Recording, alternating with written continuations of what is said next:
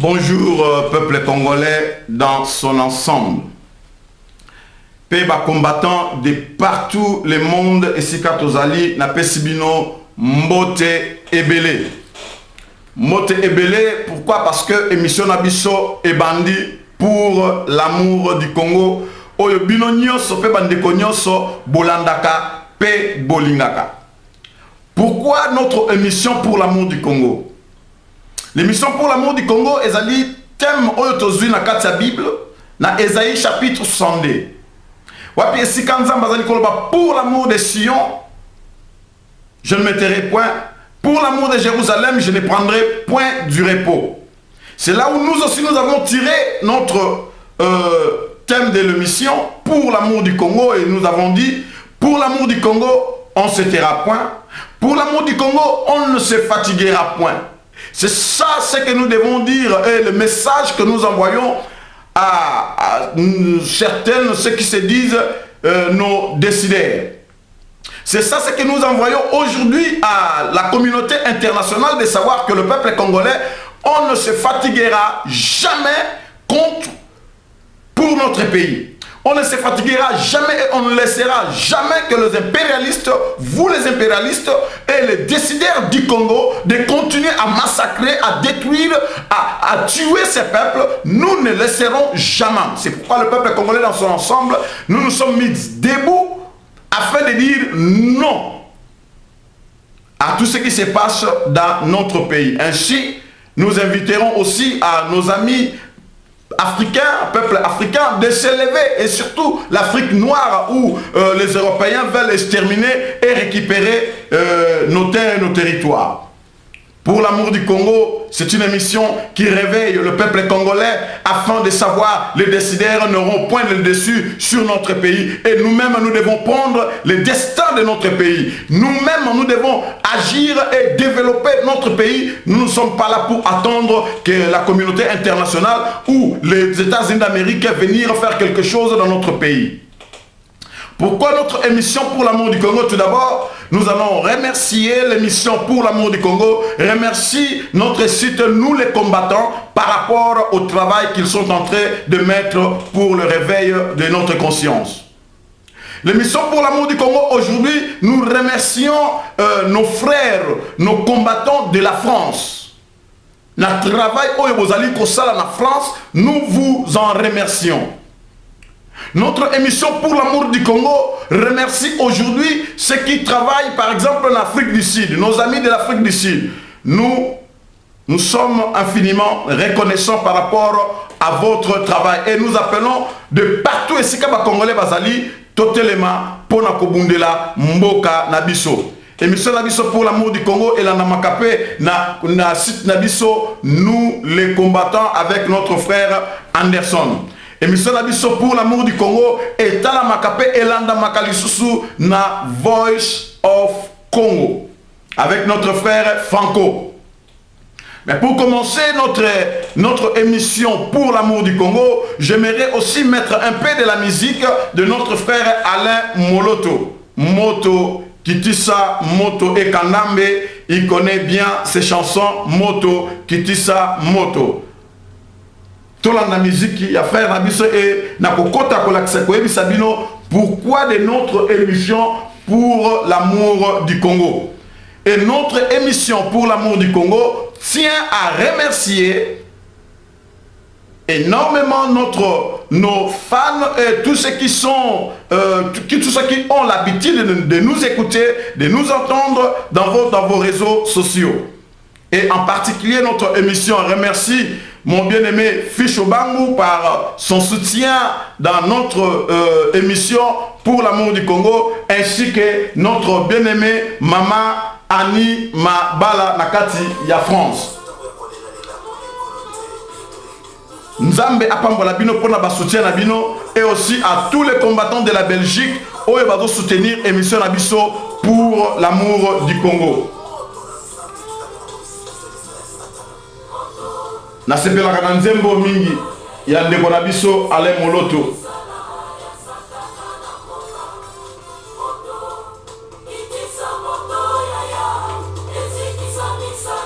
Ya kanambe na mboka moto ekitsa moto pona ezikisa misala kanambe na mboka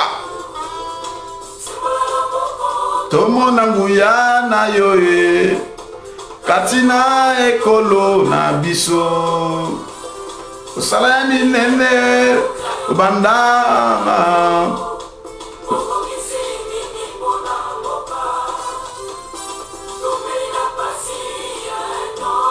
tomeli na pasi, il y a un temps pour tous, pour toujours. Yakato bandele ekolo na yo.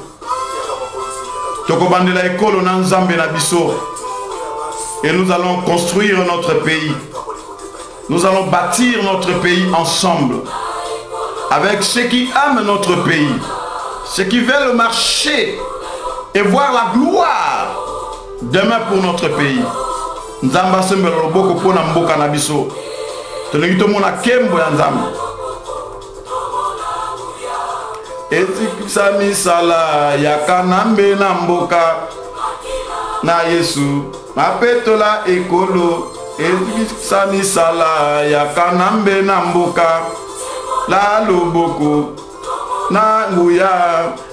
Bisa misala ya kanambe na mboka makila na Yesu. Epetola ekolo ebe bisa misala ya kanambe na mboka moto kitisa moto yaya ebe bisa misala ya kanambe na mboka moto kitisa moto yaya ebe bisa misala ya kanambe na mboka nakanisi nzamba kosembola loboko tomona elonga tokota sikoyo na vif sujet na biso ya lelo. Tout d'abord, je dirais à nos amis qui nous suivent et qui suivent pour l'amour du Congo aujourd'hui, qui suivent par exemple le Camerounais, les Ivoiriens, les Togolais et qui aiment parce que il y a beaucoup de monde qui m'ont écrit et j'ai reçu beaucoup de lettres des amis pour me demander si nous pourrions faire nos émissions en français. C'est vrai, nous aimons la langue française, mais on n'aime pas souvent le faire seulement en français. Pourquoi? Parce que nous sommes en train d'adresser un message à un peuple qui ne parle pas peut-être le français et qui parle notre langue, le lingala. Donc, si vous voulez vraiment écouter ce que nous sommes en train de dire dans nos émissions pour l'amour du Congo, et c'est bien pour nos pays d'Afrique dans l'ensemble, parce que nous voulons que les choses changent dans nos pays d'Afrique, là où nous sommes venus, parce que nous ne voulons plus vivre dans la dictature, parce que la dictature, un dictateur, c'est un salaud. Un salaud, c'est quelqu'un qui empêche la liberté de l'autre. C'est celui-là qu'on appelle un salaud. Donc, le dictateur qui nous dirige, ce sont des salauds parce qu'ils ne veulent pas. Ce n'est pas une insulte, parce que certaines personnes, le pasteur a insulté, mais des fois, quand on élève la colère sainte, ça peut aussi te pousser à certaines choses. Mais pourquoi émission Nabiso pour l'amour du Congo, il y a Lelo? Émission Nabiso pour l'amour du Congo, il y a Lelo, et Zali émission Oyo, et il y a un peu que Zongisa, moi, éclaircissement, il y a Mike, Nakati, il y a Makamususu, et les Nakatambo Kanabiso. Premièrement, Bilomoko Boyebaki, la mort de notre bien-aimé frère Alain Moloto, qui a été tué, assassiné, qui a été empoisonné plusieurs fois, au moins 7 fois par le service de Kanambe Hippolyte, à penser par Nani Mutunabango Mugalo et Nakani Sibilo Mokobomoni, Bomonaki, Nakati ya mort, Tona Matanga ya frère Nabiso Alain Moloto. Il y a eu des choses où ensemble Nabino, Nakolinga Moukie, Tomeka Moukie, ko Magnola. Qu'on raisonner et voir est-ce que c'est normal. Nous avons dit ensemble avec vous, j'avais très bien dit, notre bien-aimé frère Alain Moloto Azalaki empoisonné au moins 7 fois. Balanda qui est en Belgique pour empoisonner et Libanda, mais selon enquête Nabiso, nous avons compris que et aussi nos amis, nos frères congolais qui travaillent avec Kanambe Hippolyte, souvent c'est eux qui m'ont appelé. Nasengi tout d'abord Bango, beaucoup de mes excuses par rapport ya ba information na bango bazali ko pesa ngai et que na divulguer ba misusu libanda ba tubayeba ki yango. Mais bon, tout à fait normal, il faut éclairer peuple nangai congolais dans son ensemble. Aujourd'hui, tolelo toye na sujet moko clair net, binomoko bomoni tangu ale molota kufi, télévision ya Congo, RTNC ya Kanambe, EKI ebengi Patrice, pe coordinateur ya Eden. Il y a Alain Moloto à Formaki pour dénoncer que Alain Moloto a Fakina poison thé. C'est la honte. C'est la honte de voir un certain frère qu'on appelle Patrice accueilli à l'équipe télévision pour s'humilier. Pour asa la gloire. Or, tangu frère Alain Moloto a Koufi, et que na sali émission ya pour l'amour du Congo na cause ya mort ya Alain Moloto service ya Kanambe Hippolyte balandi émission wana pe bamoni engoulement ndenge et salamaki na kati ya Congo. Beaucoup du peuple, les peuples congolais ont suivi l'émission de la mort, la raison de la mort de Alain Moloto. Alors ezalaki pona bango sengelaki ba yeba ko intercaler makambo otolobaki babengi Mugalo abengi Patrice pona ko yebisa que non, il faut ba meka un peu ko maîtriser situation. Tangu bazali ko benga tangu Mugalo azo solola na Kanambe Hippolyte, il y a eu quelqu'un yakuna abenginga ayebisinga lobi regarde les choses qui vont se passer, c'est ça.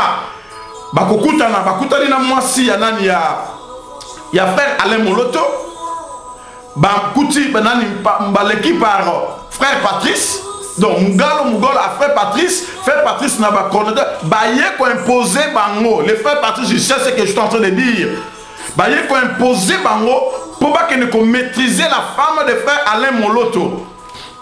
Alors ba que non mobali na ye akufi na maladie, mobali na ye akufi na poison te. Or Alain Moloto yemoko alobaki yango clairement que bachela kinga poison pe azalaki ko reconnaître. Il y a eu une fois, moi-même j'ai appelé le frère Alain Moloto pour encourager, pour essayer de expliquer que non nzamba kunzambe na biso kosunga. Et on en a même parlé de ça.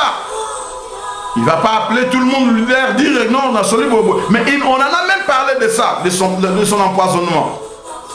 Mais dans notre émission pour l'amour du Congo, il y a le lotoyer pour répondre un peu na moi na biso oyo to bengami na kombo ya frère Patrice, parce que na ministère azali mwana par rapport na ngai frère Patrice. Tout d'abord on a 87 na ya pesa histoire ya esika oyo utaki na ndeko na biso pasteur, le grand pasteur que j'aime beaucoup, Chaikolo. Esika yo utaka Libambu, apôtre Libambu, hein? Utaka kuna et na tangu yo bandaka musique ozalaki na se makolo ya nini ya mosakoli Thomas Libambu Chaikolo na ba 87 88 Libambu ayebi tanto ko sala nini ba croisade na nini na municipal wana to yebaki yo te na municipal wana na 87 kalo ngai nazali mwana ya ndal esika oyo yo opozui église okomisi église na yo obotoli ni ndaku ya papa mosi osali ba manigance na yo po ni territoire ya papa mosi ndako ba papa mosi wana ekoma ndaku na yo ocha église na yo. Mais yeba place wana ndaku ya ba mosi wana ezalaki place oyo bana ya ndal bayebi ezalaki toye konotala ba kachi wana bababele vula bazali kosala ba kachi na bango wana bato ebele bazali koyana bana ndalo tu bayebi nga nazali kovanda na kati na nini na kivunda Bana Kimbanza, il y a Boula, il y a Balari, il y a tous les secteurs, il y a Tozalaki Kokende Wana, et pas Yozu, Oiba Place Wana. Tozana Bana, il y a Papa Mosi Awa. Nengeyo Omanigansa, Bozu Place, tout d'abord à Moïbi. Frère Patrice, Ozaki Kofinga tous les pasteurs, sauf Mosakoni Thomas, Libambu Tchaïpolo. Vous avez pour finir que non, il y a des vrais pasteurs. Naboïté, Mosakoli Thomas vers les années 87, 88, 89, Azalaki na top. Pe Azana top naye, Tilelo na nenge naye. Mais, il s'est arrivé à un moment donné, au finga qui Mosakoli Thomas Libambu, pour n'ani parce qu'il y a Pekisa Kiyo, Kokende ko Makam Ozalaï Kosa. Au fingi Mosakoli Thomas. Au Tambushi, Bible et le bien livre, il y a Psaume chapitre 150. La kanisi, bande konabiso, bakotanga, bawe bazali bana nanzambe, bazali la voix de votre pasteur, son excellence l'ambassadeur de Jésus-Christ auprès des nations, Gilles Rabi. Dans le livre, il y a Jean, je pense que 84, quelque chose comme ça. Sinon, dans le livre de Jean, ceux qui n'ont pas bonne mémoire, Bible le dit. Et puis le temps est venu, l'heure vient et il est déjà venu, d'où les vrais adorateurs adoreront le Père en esprit et en vérité. Donc la Bible cherche le vrai adorateur. Mais yo frère Patrice, ozalaki kosala, ezalaki y a de vrais adorateurs de naïebisaki battu de partout le monde. Na époque où on avait les années 91, 92, tant où yo obimi, naïebisaki pasteur nanga. Nabi nazana besoin de sa frère Patrice, ayata koyemba parce que tout la batu bazalaki kolinga frère Patrice, c'était parce que ozalaki kokota batu na adoration. Osala frère Patrice, a osala ta adoration mon côté. Oh, yo koyem sa que nous na sala adoration, peuple congolais yebi que nga na sala adoration. Non. Yo zalaki inspiré na Luambo Makiadi. Ozalaki Luambo. Ole oye ma musique ya mokili olobi na hiberné peuple congolais na côté la bango na système net ya Luambo na bimaloko la Luambo alors na banda ko finga ka ba pasteur et batu ope balingaka komona to ko finga basai na nzambe pe monde de ténèbres o etindaki yo parce que frère Patrice et sengeli peuple congolais boye dans son ensemble que frère Patrice est un antichrist. Un antichrist. Ayaki azaki etinda pona ayako détruire œuvre ya nzambe na kati ya Congo.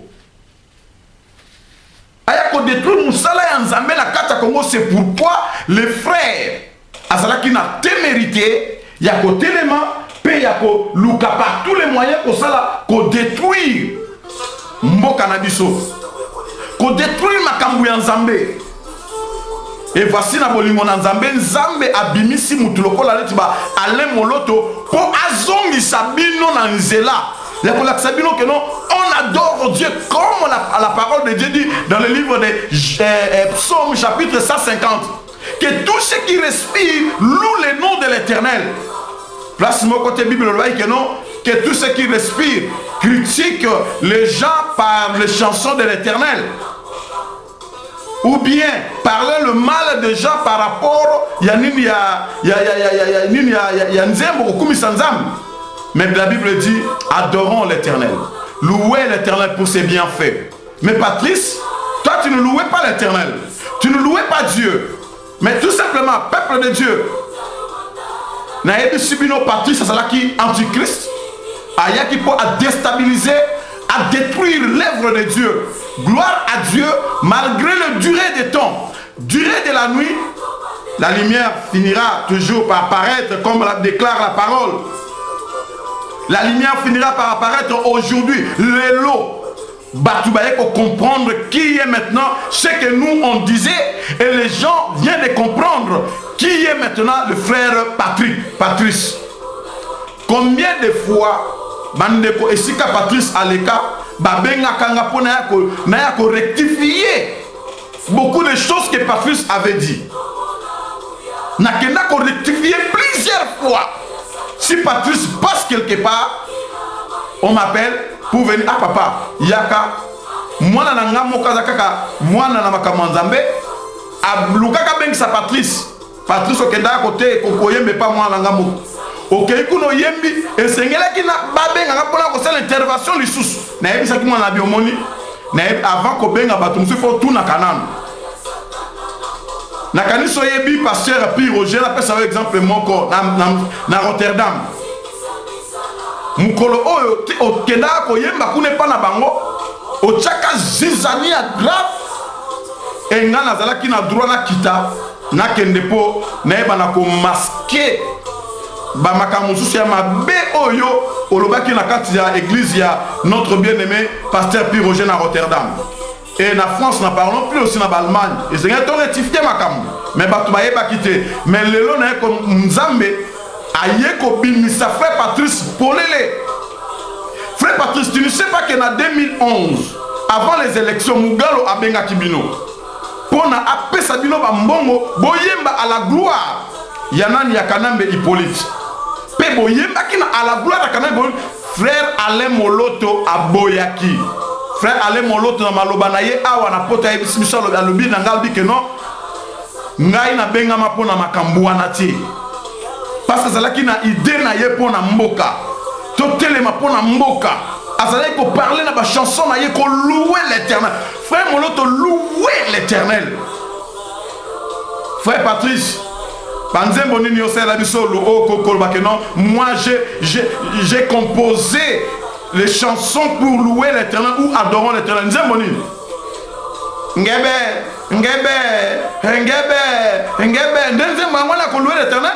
To adorons l'Éternel. To bonjour. Bonjour. Bonjour. Louer l'Éternel. Il y a quoi adorer l'Éternel. Tu penses, tu crois. Ou bien, tant Kanamba y a pouvoir à Pessimino Bambongo, au Yembeli peuple congolais. Naye Bakananga Banzembo na ote, mais Naye Binzembo ko Yemba Kolobi, Munduki, na tout ce que ça y a. Munduki Banga Kayango, Munduki Kebana Yango, Munduki, ce qui est Ego Salayo Mabe, Kotikabana. Bon, si on est Sanzembo, à louer l'Éternel, c'est ça? Mais la Bible me montre de partout le monde. J'arrête un peu la musique. Là, ma Bible me dit de partout. Moïse, que nous adorons, ou pas nous adorons, mais Moïse, que nous, qui est comme l'image pour nous, na Bible dans le livre, il y a Nombre chapitre 20, chapitre 31. Bandeko bazali ko nanga pe ba chrétien, bokoki kotanga Nombre 21.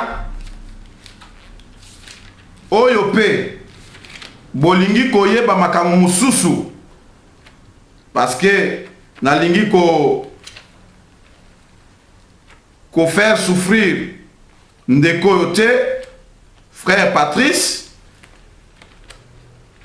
ngaki na pesa bino verset moko avant tokota na Nombre, mais tokota na Nombre chapitre 31.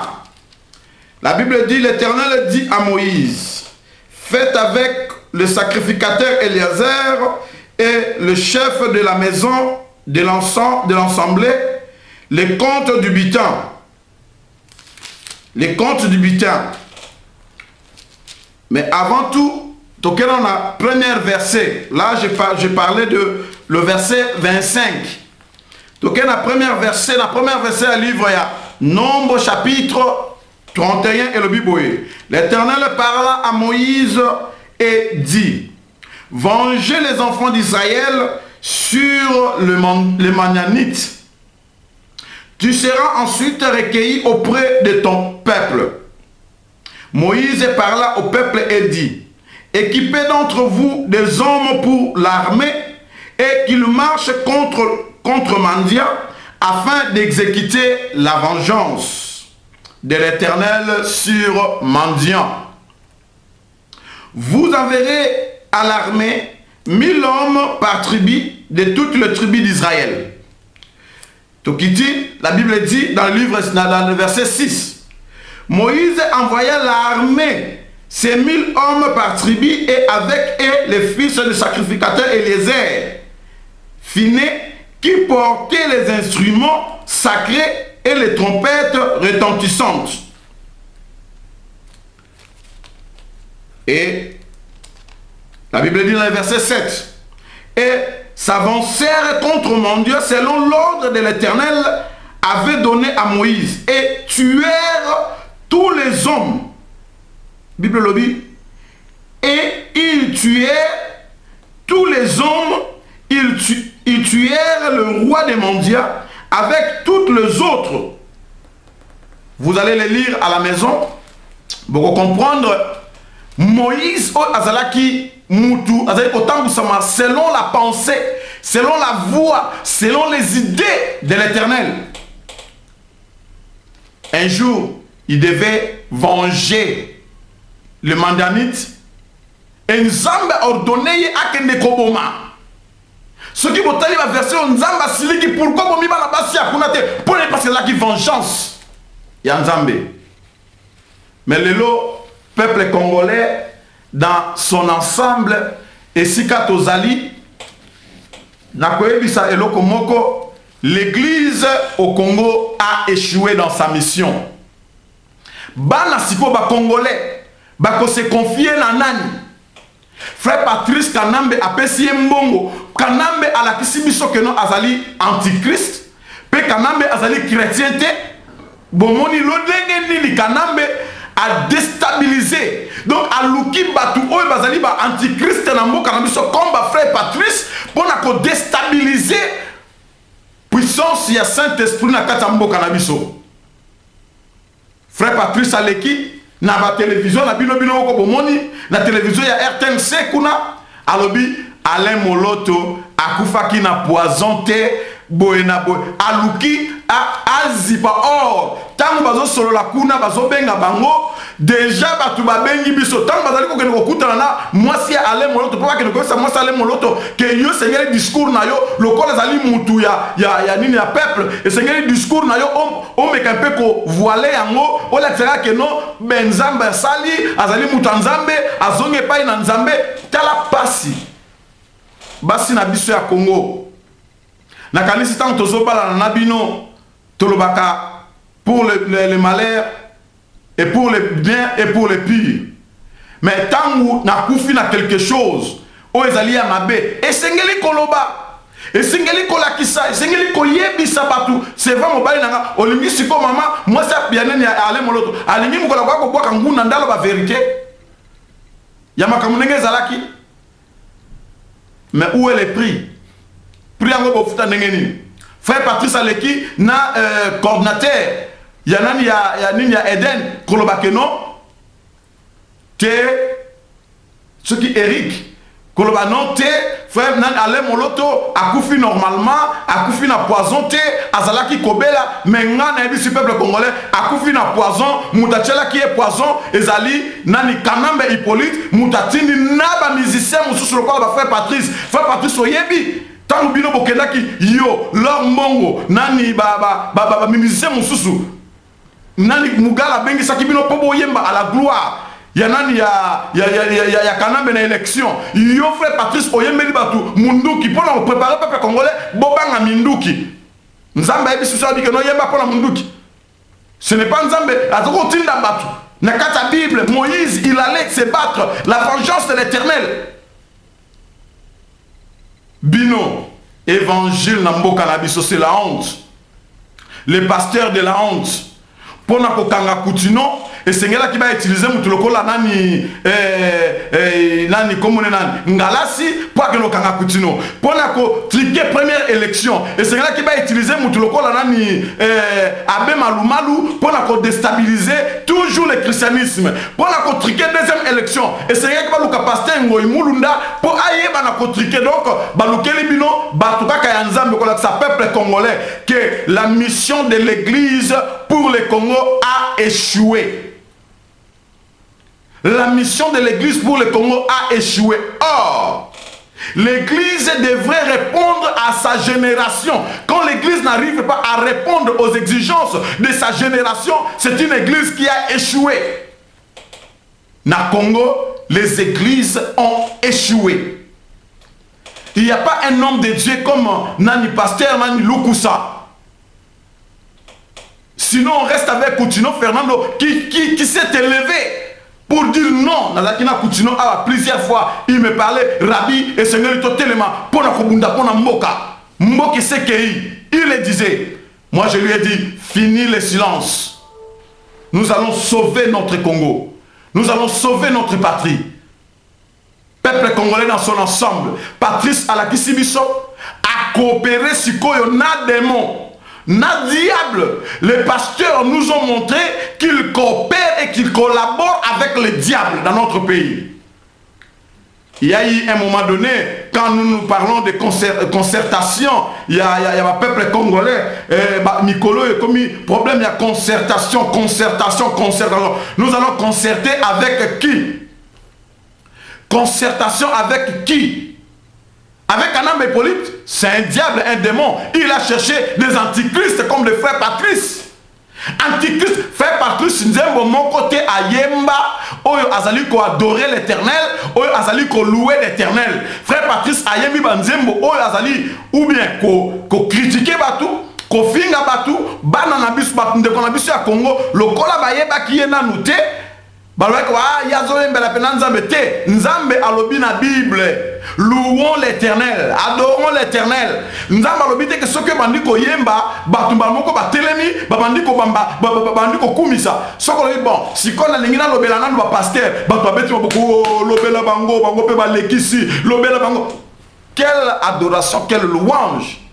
Bible lobi tangu Jésus, quand Jésus-Christ parlait de l'évangile, les gens cherchaient pour la caillasser. Ils cherchaient des cailloux. Ils les poursuivaient pour le mettre à mort, le mettre à mort. Pour n'ani parce qu'Azali Koloba vérité. Azali Koloba. Les choses du dedans bouillonnaient au cœur des gens. Yo ozo yembela nzambe bapagano o esengeli bakamata yo babamba yo mabanga to baboma yo. Balobi, mais allez-vous à comprendre. Mission naïe, zalakini namboka. Tout que ne vous comprendre. Frère Patrice, je l'ai dit et je le répète, c'est un antichrist. Antichrist tout fait. Et le peuple congolais à la Kisibino qui a eu position, il y a Kanambe Hippolyte pour ne faire souffrir Mboka. Avant de faire souffrir les chrétiens. Liboto na bana nzambe. À faire souffrir bango, kofinga ba pasteur na bango, kofinga bana nzambe bazali koluka nzambe, biso suzali batu ya mabe, batu ya masumu. Mais ceux qui te télémi pour na toluka nzambe, ezali parce que tu reconnais tu bata masumu. Mais yo siko ozi marteau, okomi ko beta batona ya masumu. Mais la Bible dit à tous ceux qui sont en Jésus-Christ, ceux qui ont reçu Jésus-Christ comme sauveur et Seigneur, les choses anciennes sont tous passées, voici toutes choses est devenir nouvelles. J'ai cherché le monde, je l'ai trouvé dans l'église. Dans l'église, je l'ai trouvé dans le monde. Confusion, mais c'est quoi confusion?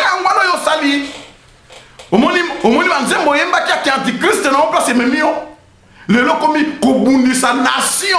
Libosala kobundisa ba peuple congolais na ba pasteur na bango. Olakisi ba pasteur, olakisi que non pasteur azali mutu pamba, pasteur azali mutu masumu, pasteur yonde mutu ya malamu. Mais pourquoi okufite lokola Alain Moloto et sengela ki balanda yo, ba lapide yo. Alain Moloto asali preuve. Akufi kolakisa mokili mobimba dans son ensemble qu'il était chrétien et sa parole ennuyait les autres. C'est ça l'évangile de Dieu. La parole que nous prêchons doit arriver à ennuyer le camp de l'ennemi, le camp du diable, le camp des sorciers. Et ma parole, il y a Alain Moloto. Et il y a ennuyer quand il y a diable, quand il y a sorcier. Balouki de voix et moyens pour exterminer, pour déstabiliser, tuer, longolayer dans mon kili. C'est ça, un vrai adorateur. Et Akoufi n'a honneur. Voilà qui ça que non, Alain Moloto Akoufi. Tant que Monique Alain Moloto a koufi peuple Nzambe, peuple congolais de partout et les combattants, balingi ba pesaye honneur militaire. À part qu'on pesaye honneur militaire, balingi ba couronner. Ba couronner pourquoi? Ba couronner pourquoi? Parce que bayebi ke tobomiye. Allez, donnons-lui maintenant des honneurs militaires. Mobutu ayeba ki ke quand même na mort ya Lumumba a participé qui? Yango à un moment donné, tant conscience nae ezongi a déclaré que Lumumba lokola héros national. Pebiso yo sur le lot baka Lumumba parce que Mobutu a déclaré qui yango parce qu'ayeba que no ye lo azaki na reconnaissance wana. Peuple congolais dans son ensemble. Tout la mouka, tout élément, tout mon akenon, les antichristes, les antivalères sont venus dans notre pays. Et les pasteurs corrompus, basaï le kola yesu tan, tant où Satan abimela ki yesu na jeune na ya 40 jours et 40 nuits. Après si li papa ebe kenon azala ki nanzala. Que se dira tout simplement, l'homme ne vivra pas seulement de pain. Mais pasteur Nabiso, ils aiment se prosterner devant l'ennemi. Ils aiment prosterner devant le diable. Pourquoi? Parce qu'ils doivent recevoir quelque chose. Ils perçoivent quelque chose. Ils se disent, ok, nous allons falsifier la parole de Dieu. Nous allons falsifier l'évangile. Et vous êtes venus à falsifier l'évangile de Dieu. Et aujourd'hui, les gens comme des frères Patrice, on va travailler pour neutraliser le corps du Christ. Les gens qui ont travaillé pour neutraliser Congo. Frère Alain Moloto, Akufa qui n'a poisonné, Omoni, mais tu donnes des arguments bidons. Des arguments qui ne sont pas solides. Mon frère Alain Moloto, il reconnaît qu'il était mort par rapport à Nani Naba poison. Empoisonnement. Mais toi tu dis non, empoisonnement, non, ceci, cela. Mais non. Les gens de Kanambe Hippolyte, Jules Rabi, le jour où nous allons te voir ici, la Kinshasa, mais écoutez, je vais venir à Kinshasa, mais je ne viendrai pas comme vous pensez. Nous avons manière mususu ya koya na Kisasa, mais naza koyebi sabino na koya na Kisasa. Mais na manière mususu, parce que trop c'est trop. Nazali kobenga peuple congolais, pe ba combattant de partout. Ba oyo bazali ko telemela pona mboka. Bo faire attention tant bo silisi ba marche na bino, kozala sur tel la mutu azali pembeni na yo. Peuple européen bazali contre Pekanambe bino bomoni ba oyo nyonso bazali ko telemela bango na pouvoir na bango bazali ko éliminer bango. C'est pourquoi ta bomona ki basali concertation Didier Renders ya Belgique akimi mbangu kuna na concertation pour ba ke ne ko dicter ndenge bango balingi makambo esalama. Donc na bengi peuple nanga dans son ensemble bosala attention na ba poison, bosala attention donc que na ba marche na bino, bosala penza véritablement attention parce que poison ezali ko circuler d'une manière ou bien où vous n'allez pas croire. Balandi biso ti awa. Donc bosala attention. Il y a eu des gens de PPRD qui m'ont appelé pour soi-disant menacer, mais je pense que ba kokelo komo côté nzambe nangai azali pe nzambe nanga asalaka et nzambe nanga alakisaka nguya na ye mais monsieur la biso le ezalaki spécialement pour na ndeko na biso antichrist ala ndeko na biso te pour na frère na biso frère oyo kombo na ye Patrice Ngoyi musoko oyo azalaki antichrist musala na ye yaki pour na abundisa église ya nzambe pe basali na nzambe adimine bango akokaki ko dimine basali na nzambe te endeko oyo ayesi koyo ko déstabiliser mboka na biso dans son ensemble. le frère Patrice soki ezalaki azalaki moto ya nzambe ndenge azalaki kokritike bato esengelaki ayembela mpe ndeko na ye Weranson alobaki beke non tala ndeko oyo mais Weranson imagine toi soki Weranson azalaki par exemple leki ya nani ya grand frère nanga o nani Bishop Kankenza soki tocha Weranson leki ya Bishop Kankenza mbele Bishop Kankenza sambwa mbele osambwisa ye mais pona nini ya yo moko olobaki olobi ke non mwana na nzambe ya mibali bakosala basuki te obenganaka frère moko na église na yo po asalaka basuki ya balox mais oyebi frère nani Weranson awuta na bamusicien na ye na poto baya wana bango nyonso bamusicien ya Weranson basalaka balox bana bandal bayebi yango bana bandal bayebi basalaki balox bamusicien wera baye bango nyonso wera ese bango bi nani na fin de l'année biso tokende église to participer na église et pas yana bayaki bavandaki na baya liboso bazalaki na balox obenganaka bango te ndenge obenganaki frère wana wazalaki koyemba zabeta soki mbunda na église na yo. Donc dans son ensemble peuple congolais pour na tosilisa émission na biso pour l'amour du Congo pe koyebisa ndeko oyo frère Patrice ke azalaki antichrist lelo azali susko bundela kosalaki antichrist na ye na ba église te parce que asi asalaki misala na ye oyo diable atindaki ye mais lokola diable a placé pion na ye na kati ya tête ya Congo diable Kanambe Hippolyte alors diable Kanambe Hippolyte esengeli aluka banani ba adepte na ye oyo bazali ba frère Patrice banani ba malumalu ba ngoy mulunda banani ba Mugalu aluka ba pasteur oyo a corrompre bango po ba bana kolali sa peuple congolais abo malokola ba pasteur Lukusa abo akia na prison ba lokola ba pasteur ba bishop archbishop Coutinho Fernando o azali ko bunda pona mboka alors acha batande mwana na prison mais ba lokola ba antichrist lokola banani ba bandeko yo o bino moko boyebi Patrice allez bandeko mususu bazali corrompi lokola kaka balor mbongo azana ye corrompi alandi na ye mbongo po musique na ye bandaki na kaka mbongo alandi na ye mbongo c'est tout à fait normal mutu muso pa kolinga ke non nazala na poche na nga nazala na mbongo achene mbongo batu ya théâtre bandeko salaki ba théâtre balandaki na bango mbongo parce que bazali batu ya bazoteka mboka na bango pona ba théâtre pona mbongo balakisi bino ke balingi bino te bomona na ba télévision les cas bango ba poni na bango nini papa Wemba bomonaki aleki très bien que non moi je fais mon choix j'ai choisi Kanambe mon côté on peut rien faire bazoluka bazozula na bango mbongo mais koleka na télévision pona ko sambwisa pe ko neutraliser koloba que non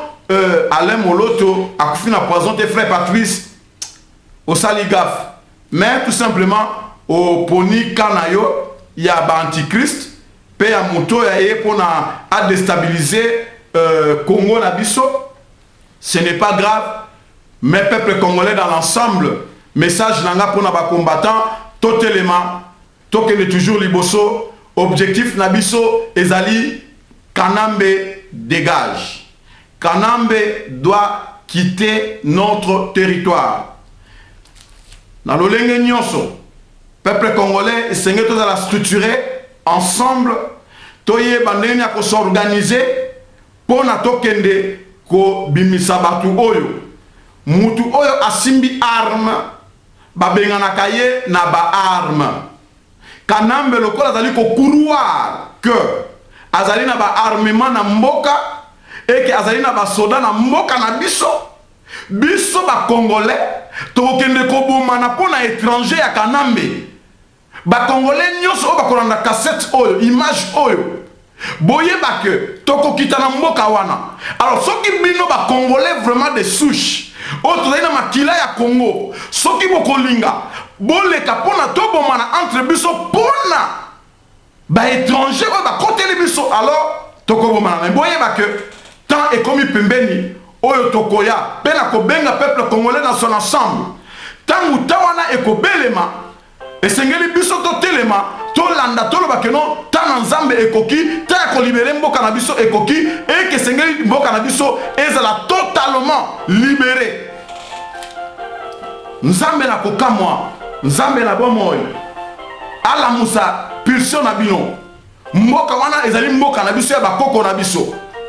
Simon Kimbangu bakangaki na prison na impérialiste ba belge pendant 30 ans batie na prison babomaye babomie après bayeko kamata na Lumumba babomi lelo bakamati Coutinho babwaki na prison. Et peuple congolais to telema sikoyo to lamuka to bunda pona mboka na biso nzambe na kokamwa abatela Congo nzambe na kokamwa apambola ba combattants de partout le monde esika bozali to lamuka pona mboka na biso to telema pona to bunda pona mboka na biso elonga ezala epai na biso elonga ezonga na mboka na biso yango eloko oyo ngai na lingi yango eloko nga nazali kobelela biso nyonso to telema to bundela mboka na biso nasukisi émission na ngai pour l'amour du Congo pe na lakisi bino ke bandeko oyo bazalaki ba antichrist baye kobebisa mboka pe ale moloto balingaki bapesa ye bakurone ye azalaki na droite bakurone ye parce que asalaki politique te me abundaki pona mboka mais parce que bayebi ke non azali mutu oyo anuye gouvernement na bango anuye bango yango balingaki ba déstabiliser ye babomaye. Merci na balandi na biso to na ba chaîne na biso lokola nous les combattants pe Voice of Congo o balanda kabiso. Merci na ba soutien na ngai nyonso de partout le monde esika tozali entre autres mama na biso Annie Mabala pe molandi na ngai ozalaka pembeni na ngai de tous les temps de tous les jours Ficho Bangu mbote na ngai na ba combattant nyonso ya Belgique mbote na ba combattant ya France. Merci surtout na ba combattant ya France na musala o bozali ko sala na France na moni vraiment que France est telemi pe Afrique du Sud, merci. États-Unis, Canada, merci. Ingeta, la victoire est certaine. Merci notre maman, combattante de partout. Fait ma reine, Nabiso, Nani, partage Madova, ma reine, Madova partage. Nabesio, Longonia, force, continue Bitumba, Nzambe, Akobate la biso, Nzamba Kosunga biso. Na kombo mosusute, na kombo na Yesu. Ingeta, nous vaincrons, certainement, nous vaincrons dans le nom de Jésus. Ingeta, merci. Je ferme ma Bible. Merci.